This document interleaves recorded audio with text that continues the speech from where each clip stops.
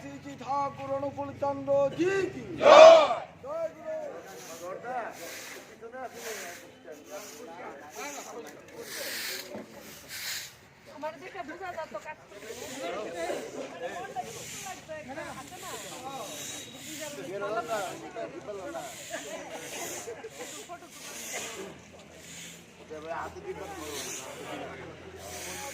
आचार्य देव की परम पूज्यवाद श्री चौबिन दादा की परम पूज्यवाद श्री चौबिन दादा की परम पूज्यवाद श्री चौबिन दादा की सत संग की सत संग की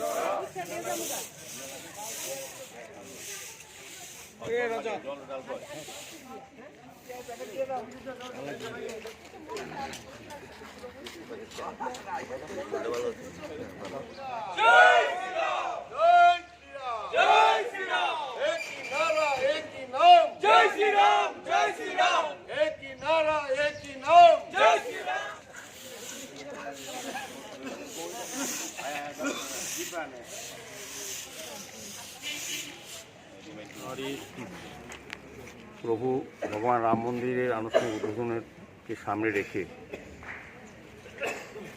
আমাদের যশস্বী প্রধানমন্ত্রী নরেন্দ্র মোদীর আহ্বানে সারা ভারত সারা পৃথিবীর সমস্ত মন্দির প্রতিষ্ঠানগুলি আমরা স্বচ্ছ ভারত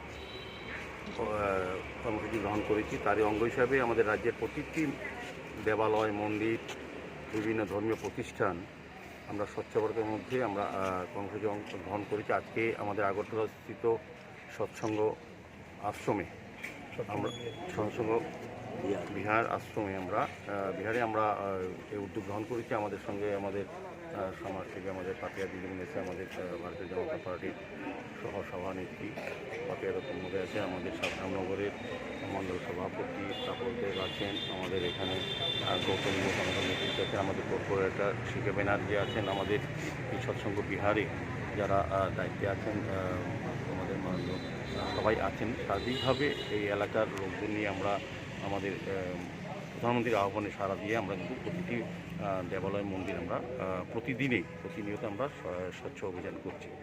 তো আমার আশা থাকবে আমাদের প্রধানমন্ত্রী যে আহ্বান রেখেছেন এবং আমাদের 22শে জানুয়ারি আমাদের যে রাম মন্দির 500 বছরে যেটা আমাদের পুরানো যেটা আমাদের আগ্রহ এবং প্রত্যাশা ছিল সমস্ত ধর্মপ্রাণ ব্যক্তিদের যে রাম মন্দির প্রতিষ্ঠা করা, রামলালা প্রাণ প্রতিষ্ঠা করা, সেক্ষেত্রে প্রধানমন্ত্রীর হাত ধরে সেদিন হবে। সেই অনুষ্ঠানে হয়তো আমাদের প্রত্যাশা আছে, ইচ্ছা আছে, সবাই যেতে পারবো না, কারণ কোটি কোটি মানুষের সহযোগিতা এবং আশা এটা তৈরি হয়েছে, কিন্তু একসাথে সেদিন সবাই যাওয়া সম্ভব নয়। সেই কারণে আমরা প্রতিটি মন্দিরে আমরা পূজা অর্চনা করব। প্রভু রামের কাছে আমরা মন্দির পূজা অর্চনার মাধ্যমে পাঠ, সমস্ত চণ্ডী পাঠ, গীতা, সমস্ত ধর্মীয় আচার অনুষ্ঠানের মাধ্যমে আমরা ভগবান রামের কাছে পৌঁছবো 22শে জানুয়ারি। আমরা আনুষ্ঠানিকভাবে আমরা যেতে পারবো না, কিন্তু আমরা মনের দিক থেকে, প্রাণের দিক থেকে, ভক্তির দিক থেকে রামকে আমরা স্পর্শ করবো সেদিন।